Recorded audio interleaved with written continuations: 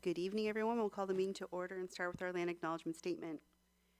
We acknowledge that the ground on which we live is the traditional territory of Caldwell First Nation, of the Three Fires Confederacy, and the original people of Point Pelee and Pelee Island and its surrounding lands and waters, and that of the Huron-Wendat and Wyandot peoples. We recognize and respect the First Nations who are stewards of the land and waters of Turtle Island and who have embraced this stewardship since time immemorial. We would also like to acknowledge the contributions of other nearby First Nation communities and all original people across Turtle Island. We'll now have a moment of silent reflection, followed by the playing of our national anthem.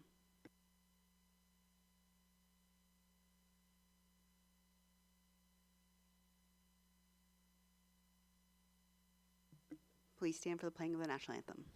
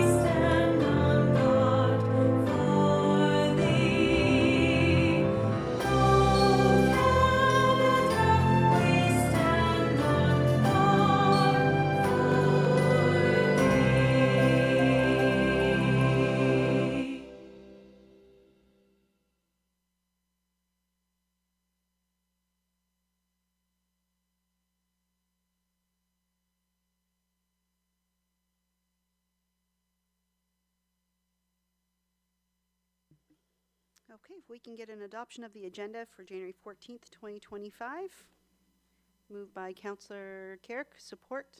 Councillor Reno, all in favor? And that carries. Any disclosures of pecuniary interest?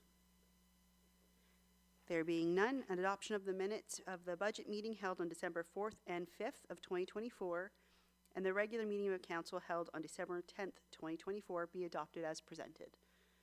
Moved by Councillor Burns, support. Councillor Carrick, all in favor? And that carries as well. Mayor's comments, just a few. Happy New Year, everyone. I know it feels like that was already forever ago, at least for me. But hopefully everyone had a relaxing, enjoyable holiday season, and we're ready to begin 2025. The first ever LaSalle Polar Plunge will be taking place on January 23rd from 6 to 8 p.m. at the Event Center. The event is hosted by the LaSalle Police, and the funds raised will go towards Special Olympics. I have signed up to take the plunge, and Councillor Reno has signed to join me. I hope other members of council may want to join, or even administration. No? Okay. Hopefully we'll get... Well, let's freeze together. They say teamwork, right? So the link to donate is available on the LaSalle Police social media pages. Mondays with the Mayor will be held on January 27th from 2 to 4 p.m. And I'll be available for a chat with any resident who's interested in having a face-to-face conversation. No appointments are needed, just check in with reception when you arrive at the Civic Center. The January water and wastewater billing is due Friday, January 31st. Many payment options are available and can be found on our website. And finally, tonight is the first day, I believe, of indoor pickleball. Is that correct? The 14th. I'm pretty sure. Which, you saw it? Okay. I haven't went by there yet, but the sessions are afternoon and evening from Tuesdays, Wednesdays, and Thursdays, 2 to 4, 4 to 6, 6 to 8. It's $5 per user, and pickleball is open to those aged 16 and over, and players must bring their own paddles and balls. Equipment is not available on site. More information, again, is available on our website, and the final session is scheduled for Thursday, March 26th. We have no public meetings in our hearings. We do have one presentation and delegation, and that is Mr. Tim Byrne from CAO Secretary Treasurer from Essex Region Conservation Authority, and we will invite you forward to speak regarding the draft budget.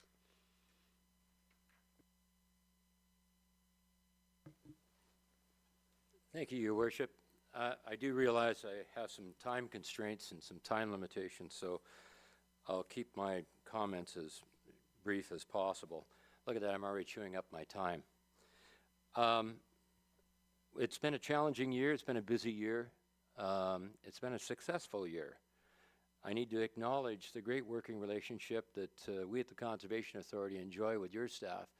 Joe and his team are eminent professionals, and we've got a great working relationship that we look forward to continuing. I want to acknowledge some accomplishments this year. The stormwater standards, the update to the regional stormwater standards was finalized, and I need to acknowledge Peter and Jonathan working with us on that endeavor. Coastal hazard mapping was also completed for the entire region. And again, LaSalle is significantly impacted on by that coastal assessment, that coastal flooding.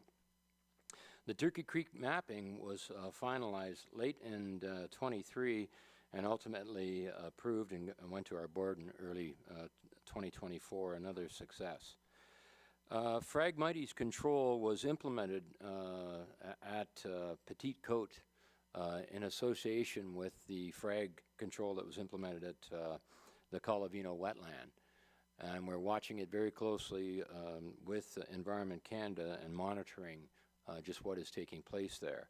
Basically, a moth from North America was genetically modified to go in and live amongst that Phragmites and take care of it for us. So, frag control at the request of Deputy Mayor Akpata, our board member,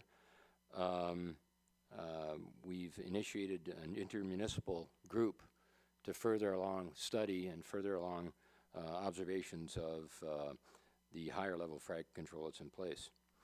We also had some outreach we were able to undertake within LaSalle. Turkey Creek cleanup in the fall. We received a grant initiative through one of the banks actually to undertake that cleanup. It was a significant cleanup that was undertaken on Turkey Creek. And also associated with that was a smaller scale River Canard cleanup, also subject of grant funding. I want to acknowledge the largest grant awarded to a conservation authority outside the Golden Horseshoe in Toronto. It was a $14 million grant that Eric Kazmierczuk had identified coming to us as a conservation authority. At $14 million, several million dollars of that will be to reconstructing the historical wetlands at the base of BSF Fighting Island. There's also $6.3 million to go to reestablish a reimagined watershed stewardship operation and network throughout the region. I'm here tonight to speak a bit about the budget. We worked diligently at the budget and put together a budget where we are globally slightly under 3% increase. And we are happy with that, and it's through sound fiscal management with my CFO to bring us in at that dollar figure. And I'm quite happy to report that to Council. I'm here again to request of Council, again, consideration to reinvest in our Clean Water Green Spaces program initiative. This municipality actually established and provided the leadership for the creation of that program. Council at the end of 2024 had supported re-engagement with that program, and then going through the negotiations we had to with the rest of the member municipality, Council chose to pause that contribution. However, report, and I had provided the information to staff and all of Council, the 20-year investment from Town of LaSalle was $794,000. Town of LaSalle received back from that investment $892,000 in a direct investment in programs, projects, pollinator habitat, and property acquisitions within LaSalle. Yes, it's a regional assessment, but that regional assessment pays back dividends to this municipality directly. The total investment, municipal investment in clean water green spaces was $14.8 million. We secured and brought back $15.2 million. That investment allowed us to secure some of those properties, secure some of those pollinator habitats, undertake some of that work within LaSalle and within the rest of the region. In addition to that, that money sits as a reserve and a resource to allow us to quickly and nimbly apply for those grants. That $14 million grant that we were awarded by Environment Canada, we had to have an instant match available to us. Clean Water Green Spaces allows for that instant match, allows us as staff to file for those grants, and allows us as staff to be successful and bring that money back and invest in this region, and specifically in the town of LaSalle. Thank you for your consideration, Your Worship, Council and staff, and again, it's my pleasure to be with you here this evening and appear in front of you. Happy to answer any questions, and again, our budget, I think, was the correspondence and the budget is in your consent agenda, and also looking for municipal support of the existing budget, but hoping to have some additional dialogue with respect to the contribution of $45,000 towards Clean Water Green Spaces. Thank you, Your Worship. Thank you very much for the presentation. Did I do my 5 minutes? You did great. Oh. Best you've ever done. Wow. Thank you, Your Worship. Members of council, under the consent agenda, 1D, I don't know if you had a chance to view that. We'll pull that forward now, and we can discuss that. And if you have any questions, I think Councillor Burns does. We'll start with you.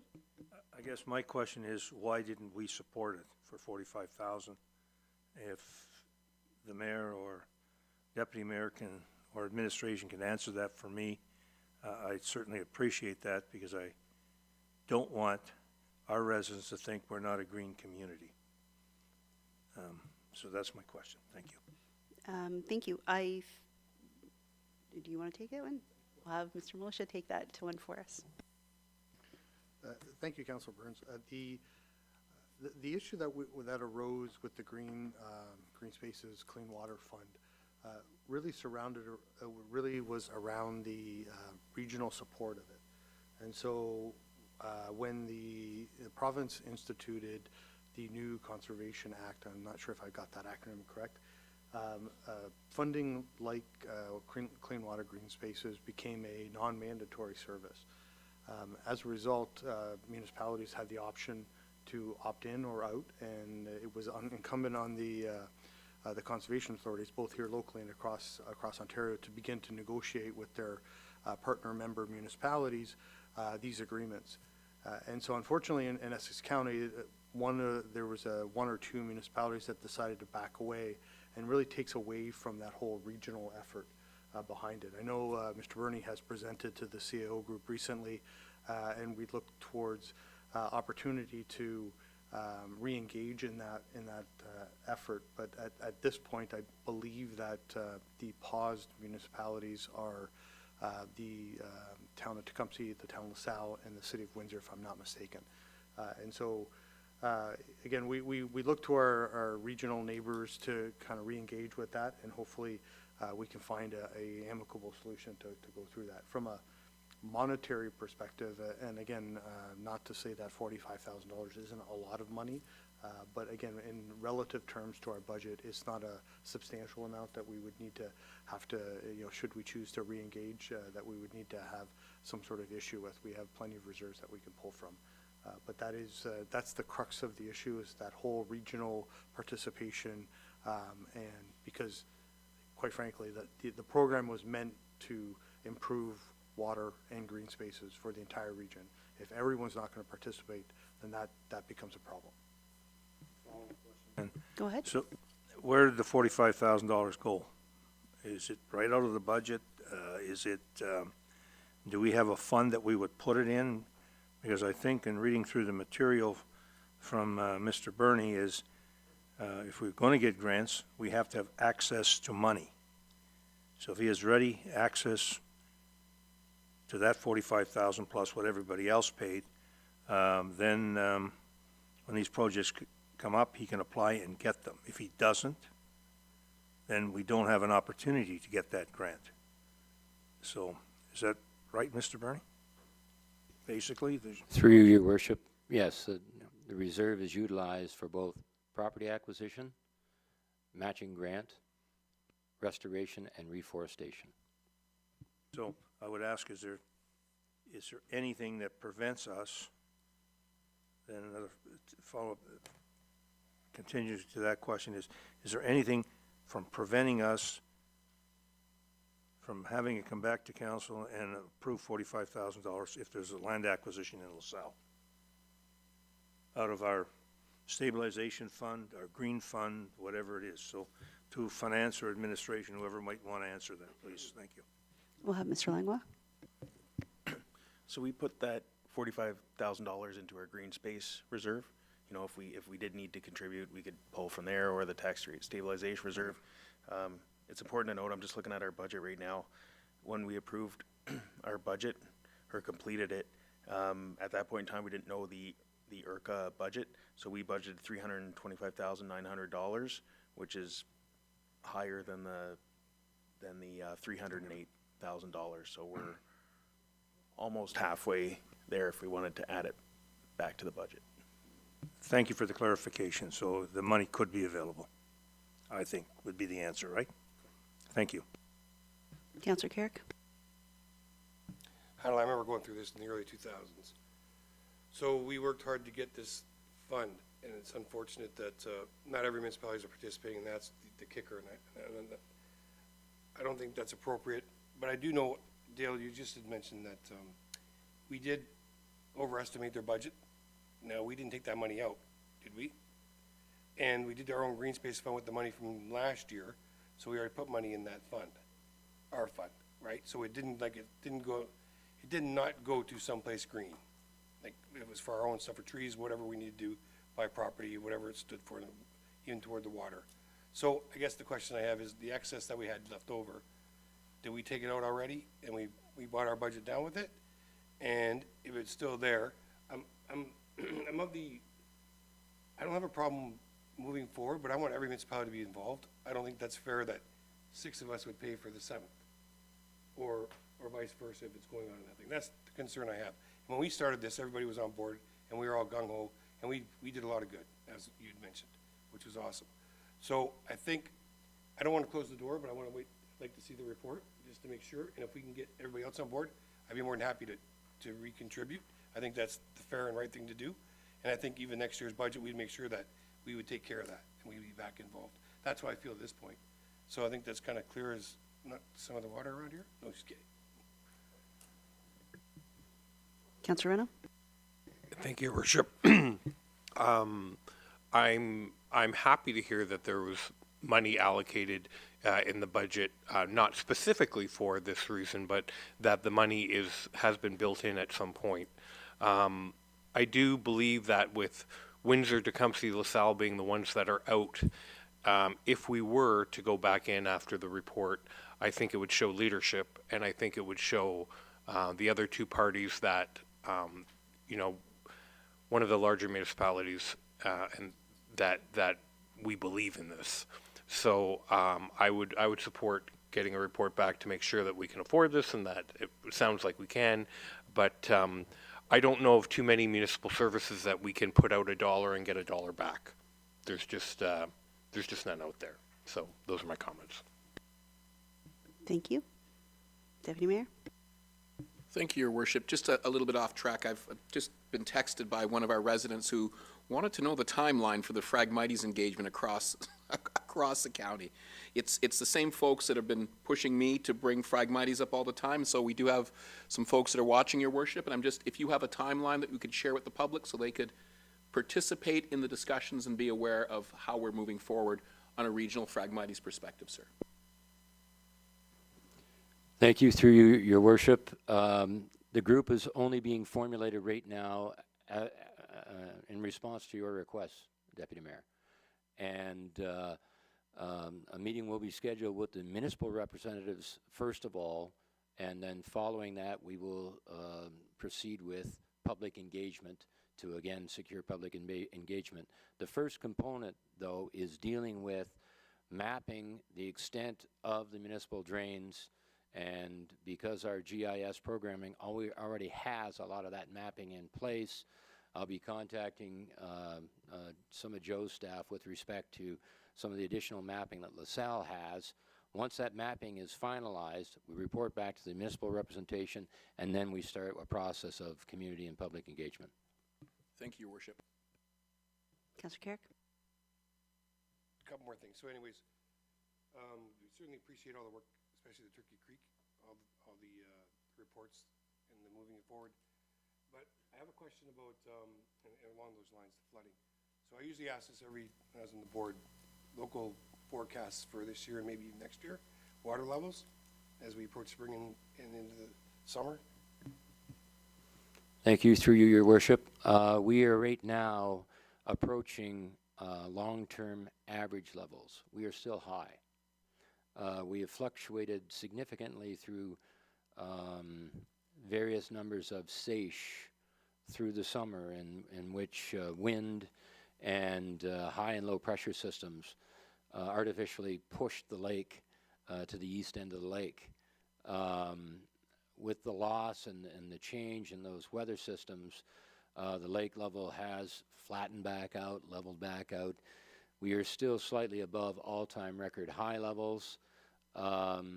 This winter, and what this winter is holding thus far, there's a high probability that we could see a bump back up in lake levels come the spring. Thank you. Any other questions or comments? No. Just a couple. The 45,000, is that the same amount for all 7 municipalities? Through you, Your Worship, our assessments are based on CVA. And even though this is in the non-mandatory component of our budgeting, it is still based on CVA. And so depending upon that, it ranges anywhere from 20,000 up to 40,000, and then Windsor's contribution should be $242,000. If I can add further, I've had the pleasure and opportunity to appear back in front of Tecumseh Council. Tecumseh had some requests for, and I'm happy to provide that same information to you and your staff, and that is some additional transparency and accountability with respect to this program. It's inappropriate to wait for 20 years to get a report back on how, and pat ourselves on the back on how good a job we've done. This should be reported back annually on the endeavors, on the successes, on the failures, and a report back on it. The other challenge that we have is our land securement strategy, in that which at-risk properties are we looking for and looking at. That land securement strategy has always sat in committee because there were specific references to private properties there that could not be advertised because of the challenges with privacy, and also if we are looking at Deputy Mayor Akpata's property, we don't necessarily want him to know that, because that could affect our negotiations in going into a property acquisition. So the discussion with Tecumseh was, first of all, annual accountability, and then equally as important, that the land securement strategy will come out of committee. It will be sanitized for private property information, and it'll form the framework that will be reviewed annually with municipalities. What properties are being considered, what properties are being looked at, what properties are being looked at for restoration and reforestation. With that, Tecumseh has now filled its reserves, and we are having to go back to Tecumseh with the land securement strategy once my board takes it out of committee, and with the provision of that, Tecumseh will be fully in. Okay, thank you. I appreciate that additional information. I guess I wonder, have you ever considered, since this is not a mandatory item, to eventually have the same costing for all 7 municipalities, so that it's not one municipality putting in 45,000, another one putting in 20, where at the end of the day it's a regional benefit for all of us. Just wondering if there's a different cost approach we could consider. Through you, Your Worship, The model we followed was simply the model that our historic levy assessments were based on. To deviate from that, we would need board fingerprints on that. With respect to how we proceed with contribution agreements with all our member municipalities, there is no, Bill 23 did not include UCVA. There's no rules that are applicable to that, so that could be considered, but again, we're serving ratepayers throughout the region, Town of LaSalle and others, population, property value, property assessments. It just seemed the fair way for us to move forward, again, matching historically how our levy was calculated. Thank you, Your Worship. Thank you. I think I struggle with historically. We do this at the county sometimes too in our conversations is, this is the way it's always been done and that's the way we'll continue to do it. And sometimes I wonder if there's other opportunities for us to visit to make sure that it's fair and equitable across all 7 municipalities.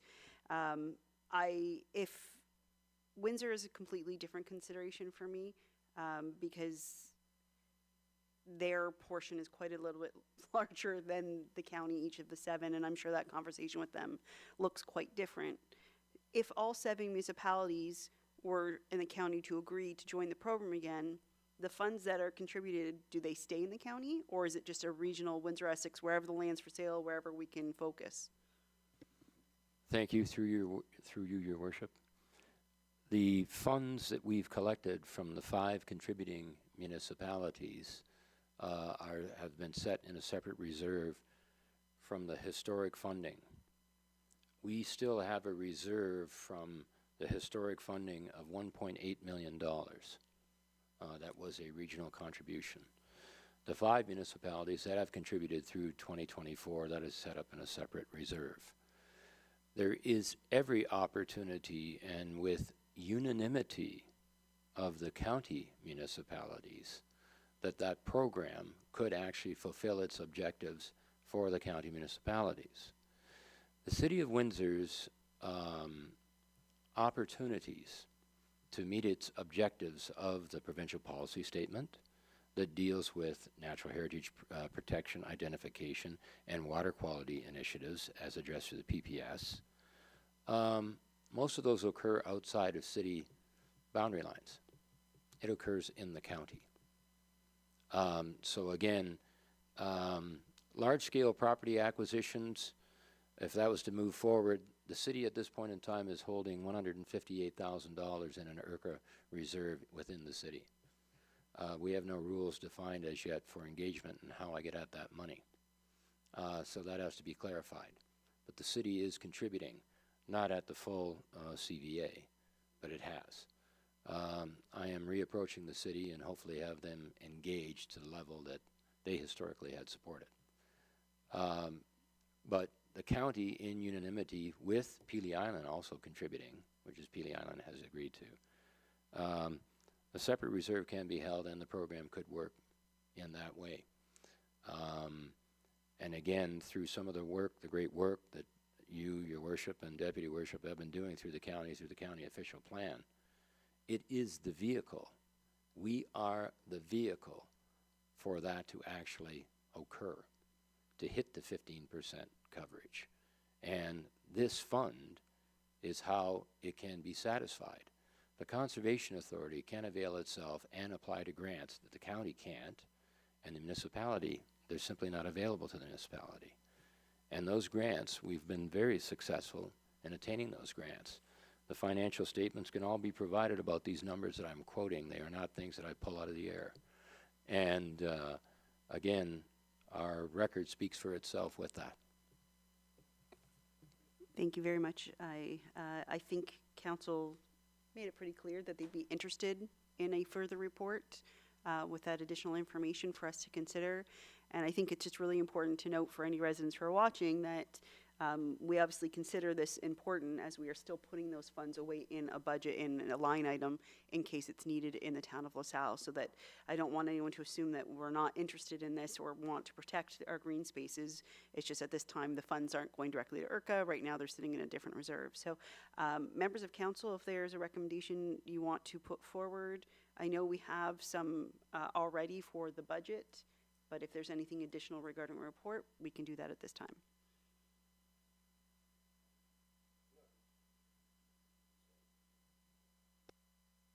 I think we're all of the understanding, and I think you had made the words that if we get the report back from the CAOs and with our understanding moving forward, and maybe a follow-up report from Mr. Burney himself, so let us know what's going on and where he's at and the next steps. I think we're all definitely interested, and we don't want to abandon anything, but at the same time, we just need to be equal, right? And that's the fair thing to do. So, again, as the mayor said, we put our money away in a green space reserve for LaSalle. So it's not like we're not doing anything with it, so it's very important. But moving forward, I definitely would love to get back in and support 110%. So the quicker you can take care of that business and get back to us and then the CAOs, I think the quicker we can move forward, if that's appropriate. Thank you. Through your worship, I'm happy to work directly with your administration on this and provide any additional information I can. Thank you very much. Do you understand the motions put forward? Are we clear, or do you need a different wording?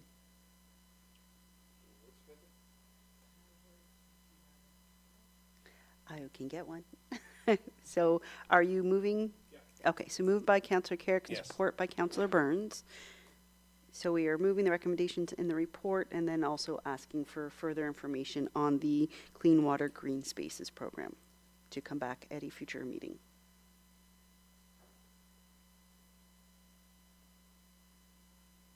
Okay. All those in favor? And no one's opposed? That carries. Thank you very much for joining us this evening. Thank you, Your Worship, worship, and a happy new Your year to worship, all. Just one extra comment. Back in the 90s, when we had suburban roads in Essex County, it was the city of Windsor that canceled that agreement. And it was because they were paying about 55 or 58% of that budget, and the rest was going to council. So this is not the first time this type of situation has come up. And now, of course, they want to get back into suburban roads because they see the advantage to them. So I think when Mr. Burney brings it back, it'll be great for us and we can move forward with it. Thank you. Thank you very much. Have a good night. Moving into our staff reports and correspondence for council's action, we have item 1, the assessment of costs for completed municipal drainage minor improvement projects. Our drainage superintendent, Mr. McMillan. Good evening, Mayor and members of council. The purpose of the report tonight is to amend the respective bylaws for the minor improvement projects that were completed last year. There was one on the 4th concession drain and one on the Laframboise drain. The bylaw amendment is to reflect the actual costs for both projects. So there was an estimate when they were brought forward, and we're just looking to finalize now that the work is completed. Both projects came in below estimated costs. Laframboise drain was a few hundred below the estimate. In the 4th concession, there were significant savings, approximately $8,500 below the estimate. So we were happy to see both projects went well and came in under the numbers.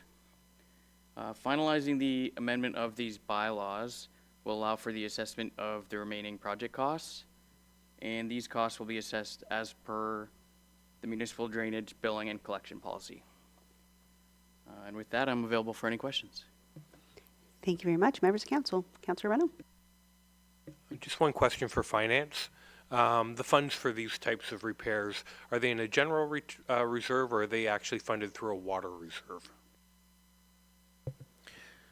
So for the town's portion of any costs are funded from our storm and drainage reserve.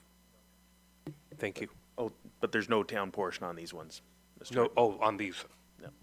So these are minor improvement projects. They're initiated by a resident who wants, like, for example, the one is Okay. a secondary crossing. Yep. So all project costs are borne by the proponents. Perfect. Thank you.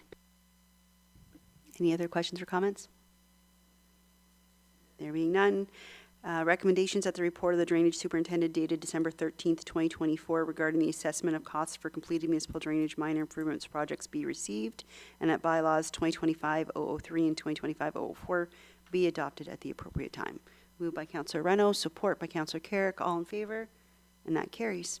Item 2, noise bylaw exemption for Laurier Horizons building at 4300 Laurier Parkway, and our Manager of Engineering, Mr. Capucci.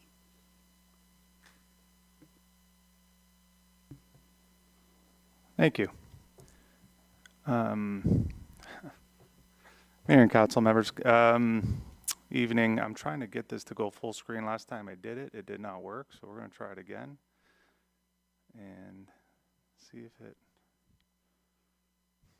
Okay, that's better than what I was expecting. So let me start the presentation then. So this report here is generated from a request that we received last year from the Laurier Horizons Group. They're building a condo right at the corner of Huron Church and Laurier Parkway, and their build right now is adjacent to the existing building, and they're looking to do some nighttime work. Most of the work is going to take place during the day, but there is some nighttime activity for the concrete troweling that will need to take place during past the hours of 8 p.m., which is when our bylaw says there should be no noise. They are doing a concrete pour for some slab on different floors that they have on the build. So they need this exemption because the hours of construction during this time of year being so cold, they need to start later. They need to wait for temps to rise, and then it takes longer for the concrete to set. And so it takes longer for them to work the concrete, and it's just a longer process in general. But if they don't complete this work during the winter, they won't meet their deadlines for the project overall. In my report, I talk a little bit more about this, and in my talking with the group yesterday, their plans have changed a little bit. The temps are still too cold this week to do construction, so I am still waiting to hear back. We're touch base almost every single day as to when they will need the start of the exemption, but they are aware that they will require to give us 48 hours notice. And in my little diagram here, I highlight yellow where the construction is, and red is where they will be notifying all the residents with a letter as to what activities are taking place. My next slide here, that is a site of the build right in this corner here. It's hard to tell, but there's some false work there. That's the existing building off of Mayo and Laurier, and this is the type of machine that's going to be emitting the noise. So this is a ride-on power trowel, and there'll be 4 of them. Now the noise is kind of consistent. I'm going to go back to the next slide. If you can see my mouse, there are not too many homes. There's about, I'd say 6. There's one over here, a couple over here, and then a couple on this side of the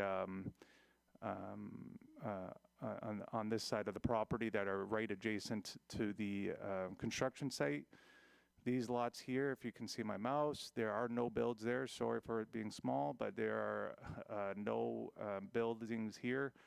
And based on the type of work and the time of year, we don't see too much of an issue with the noise bylaw exemption, assuming that they will give notifications to the residents within the area.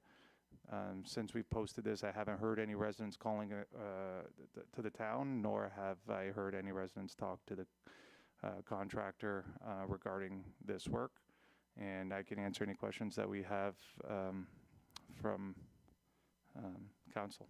Thanks. Councillor Carrick? Just a couple quick comments. So, I see the time frame isn't that long, but I guess the actual pour itself from midnight, so would it be like a course of 24 hours, 2 nights, like consecutive 12 and 12, or would it be 48 hours? It would be probably a few days spacing. So they'll start probably, I don't know, say 10, 11 in the afternoon, like the AM, I suppose. and then they won't be able to really work the concrete until later while it finally sets, and then they'll have to ride on it and put blankets over top. So they're going to be working for one day and night, like from say 10 till 10 almost, and then they'll wait a few days and then they'll do the next pour. So there'll be a few days in between the pours. We're hoping with the notifications, the notification will highlight those 2 days and the hours that they'll be working. Okay, so basically 2 days worth of pouring. 2 days, just not consecutive. Right, no, that's Yep. okay too. 'Cause- Yep. But I will say that, especially at nighttime, the backup beepers, that noise will carry. So we might get some annoyed residents, but at least if you're not getting anything at this point, I think that's a positive. And 2 nights to get it done, and then they gotta meet their deadline, I think I'm comfortable with that. Thank you. Any other questions or comments? Councilor Reno? So just, just so I understand, 2-day process, 2-day rest, 2-day process, overall about 2 weeks, it looks like in the report? No, it's just there's 2 pours that is happening, just 2 pours. We were trying to limit them to do the pours within a 2-week period. We're trying to find a 2-week window so that we can give the residents just a heads up that it's happening within these 2 weeks. Just because the weather is such a large variable in this work, it's hard to pinpoint what those days are. It's not like, oh, it's a rain day, we'll do it the next day. It's really weather dependent. So once the forecast looks favorable, that's when we're going to send out the letters and say February 1st and February 3rd, there's going to be nighttime work. And then the residents will know 48 hours before the 1st of February to prepare themselves for having some noise at night. Okay. That's kind of the idea. It's mostly for them to be aware. Okay, Yeah. thank you, I think that's fair. Okay, no other questions or comments? No. So the recommendations that the report of the manager of engineering dated December 23rd, 2024 be received, and that the request for a noise bylaw exemption to permit overnight work as required to support the completion of the project be approved. Moved by Councillor Reno, support. Deputy Mayor Capata, all in favor, and that carries. Our consent agenda, we already completed item 1D, so we're looking at the 3 items of correspondence, our 4th quarter property tax write-offs, and our summary reports. Anyone want to pull anything out to discuss too, or can we, Councillor Reno? Thank you, Your Worship. I would like to pull out the first one, the Corporation Township of North Glengarry, for discussion. Okay, so we will, if there's no other ones we want to speak to, we'll approve those and then go back to that one. How's that sound? Okay, so if there's no other comments on anything else, if we can receive 1B, C, 2, and 3. Councillor Reno and Councillor Carrick, all in favor? That carries. And now we'll go back to item 1A, the Corporation of the Township of North Glengarry, urging the government to promptly resume the assessment cycle. Councillor Reno? Thank you, Your Worship. When I was reading my agenda, this one stood out quite a bit. As the last 8 years have come and gone, we used to have a very predictable way to mitigate some of our tax implications at the town. You know, as property values grew, we had a way to basically allow our taxation to grow proportionally with the values of the homes. With no increase since 2016, it's basically putting all the magnifying glass on the town, and it's created a lot of misunderstandings with residents. I have residents that say, "Oh, that's a newer build, so they must be more than mine," or that one's assessed way higher, they're way lower. And it just seems that, you know, when even in our last budget cycle, when we had to do a conversion rate as to a house that was worth $700,000 but is only on the books at $269, it's all just very confusing. It just muddies the waters in general. I would like to support this from this municipality. I would like to open it to discussion with other members of council. I just feel that it's time to start getting back to business. This is a pre-COVID stoppage, and pretty well everything else is back into normal, and why we have to continue to wait for this assessment change makes no sense to me. So. Thank you. Maybe if I can have Mr. Langlois, I don't know if you've had any recent conversations regarding impact? Every chance that I get, I ask this same question, and it's not an MPAC thing. It's more of the province of Ontario. MPAC, they do the reassessments, but they're not in charge of what's happening right now with the pause. That's more the ministers up with the province of Ontario. But as of right now, it's our 5th year in a row with the assessments staying at the January 1st, 2016 values. But every chance I get when I speak with MPAC, or if I get a chance to speak with, a representative from the province, that question's asked, and I don't really get a clear answer of what's happening, if there's going to be any changes made on how they reassess, or when the reassessment's going to be put back in, if it ever happens. So I wish I had a better answer for you. No, I appreciate that, and I know most of our conversations tend to be with MPAC. I don't know at the province if we have someone who we've really had a lot of discussions with regarding this. I know I see the MPAC car here every so often, and I assume that's still the same conversations we're having over and over again. I just had hoped maybe there was a little bit more information coming to us this year, because I believe every year they say next year there'll be more, and so it doesn't sound like anything positive at this point regarding even a time frame of when we should expect. And I realize it may not be a reactivation of the program, it may be a new type of program, but there's still no consideration as a time frame of what's going to happen that you're aware of. I'm not aware of at this point. So from administration's view, you'd be fully supportive of a resolution like this where we're asking for more information and maybe some specific days? Absolutely. Councillor Carrick? I would just say realistically, you're not hearing nothing until after the election, because that's not coming forward. But having said that, I certainly appreciate it. I did talk to some people in MPAC in Ottawa in August, and that's basically what they said. There's an election coming. So whether we like it or not, that's what we're dealing with. And I guess my question to you, Dale, is further along the lines, and I'm supportive, is that we always have the opportunity to basically buy the rate down, right? Change the mill rate. Whatever assessment comes through, council has the right to lower the mill rate so we can offset a lot of the tax, right? The proposal, whatever comes down the pipe, right? We can take advantage of that if we have to. Absolutely. If it was reassessed today, obviously values are a heck of a lot higher, 200-300% higher than the January 1st, 2016 values. So with that being said, we would be reducing our tax rate to offset that. So that might help alleviate some of the fears, but at the end of the day, the unknown is always the scary part. That's correct. And when there is an announcement and we get more details, if there is any changes, even if there aren't any changes, there's gonna be a lot of communication going out with our residents, just to make sure they're prepared and understand what's coming. Any other questions or comments? So Councillor Reno, what would you like to do?